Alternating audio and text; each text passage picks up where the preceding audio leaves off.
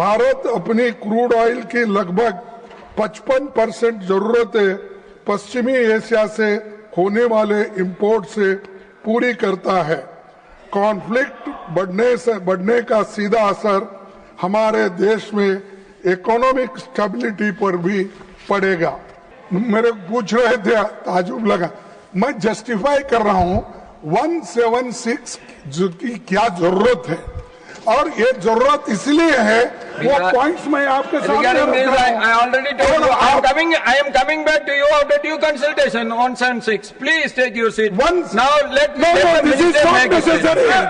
Sir, this is not necessary. No. When 176 we discuss, everything will come. So, no, I am coming back to you after this. Now, statement by the minister. Yes, Sir, the House will also be interested in the issue of an Iranian vessel that is currently docked in Kochi. The Iranian side had requested permission on 28 February for 3 ships in the region to dock at our ports. This was accorded on 1 March. IRIS Lavan actually docked on 4th March in Kochi. The crew is currently in Indian naval facilities. We believe that this was the right thing to do, and the Iranian foreign minister has expressed his country's thanks for this humane gesture. Honorable Chairman, sir, in view of the implications of this conflict for our energy security, I also seek to address that particular concern. Government remains committed to ensuring that fully taking into account availability, costs, and risks of the energy markets. For us, the interests of the Indian consumer has and will always be the overriding priority. Where required, Indian diplomacy has supported the endeavors of our energy enterprises in this volatile situation. Honorable Chairman, sir, let me conclude by highlighting the 3 guiding factors of our approach. 1. India is in favor of peace and urges a return to dialogue and diplomacy. We advocate de-escalation, restraint, and ensuring the safety of civilians. 2. The well-being and security of the Indian community in the region is our priority. We will continue to work with the governments of the region towards that end. And 3. Our national interest, including energy security and trade flows, will always be paramount.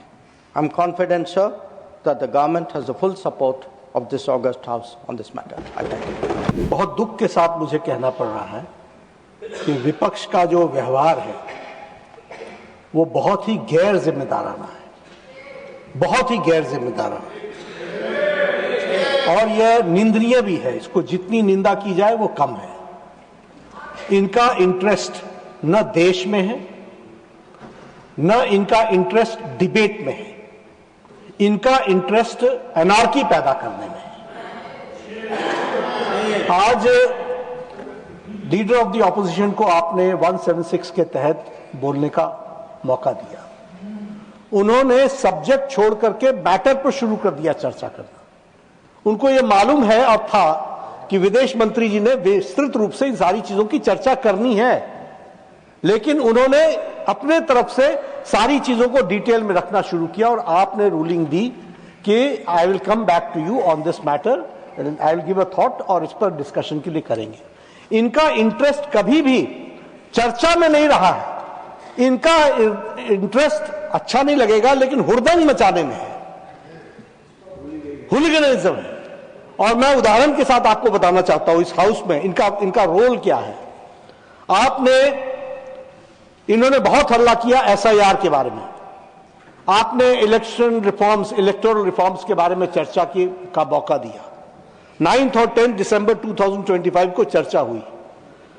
लगभग 18 घंटे चर्चा चली, और दुख की बात यह है कि इलेक्टोरल रिफॉर्म्स के बाद इस सारी चर्चा में यह वॉकआउट कर गए जब हमारे तरफ से जवाब देने की बारी है। उसी तरीके से जब special discussion regarding the India's astronaut abroad in international space station and critical role of the space programme Viksit Bharat 2047 पर चर्चा हो रही थी 18 अगस्त 2025 को, तो ऑपोजिशन ने इस चर्चा में भाग लेने से अपने आप को अलग रखा। मैं यहां यह भी बताना चाहता हूं कि इनका रिकॉर्ड आपको सामने रखना चाहता हूं। इन्होंने बहुत हल्ला किया, ऑपरेशन सिंदूर, ऑपरेशन सिंदूर, जरा चर्चा करो, पहलगाम का अटैक, पहलगाम का अटैक। 16 घंटे डिबेट चली और जब गृह मंत्री जी ने जवाब देने की बारी आई तो यह विपक्ष वॉकआउट करके चला गया। यह इनका रिकॉर्ड है, इसको हमको ध्यान रखना चाहिए। उसी तरीके से वक्फ बिल पर जब जेपीसी की रिपोर्ट यहां रखी गई तो उस समय भी यह इन्होंने लोकसभा में वॉकआउट किया। यानी कोई भी जो भी देश के इंटरेस्ट में काम होता है उसमें इनका 2025 के बजट के बाद, डिबेट के बाद जब निर्मला जी खड़ी हुई तब भी इन्होंने वॉकआउट किया, और इस समय भी 2026-27 के बजट पर जब निर्मला जी खड़ी हुई इन्होंने सबको सुना, और जब जवाब देने की बारी आई तो ऑपोजिशन वॉकआउट करके चला गया। यह इनका कच्चा चिट्ठा है, इसको हमको याद रखना चाहिए। इनका कोई इंटरेस्ट देश में नहीं है, इनका कोई इंटरेस्ट भारत के लोगों के विकास में नहीं है, इनका कोई इंटरेस्ट विकसित भारत में नहीं है, इनका कोई इंटरेस्ट आत्मनिर्भर भारत में नहीं है, इनका कोई इंटरेस्ट देश आगे बढ़े इसमें नहीं है। इनका इंटरेस्ट राजनीति करके अपनी ओछी राजनीति को आगे बढ़ाने का है, जो मोदी जी के नेतृत्व में कभी संभव नहीं होगा। वहीं बैठे रहोगे और घटते चले जाओगे, ये ध्यान में रखें।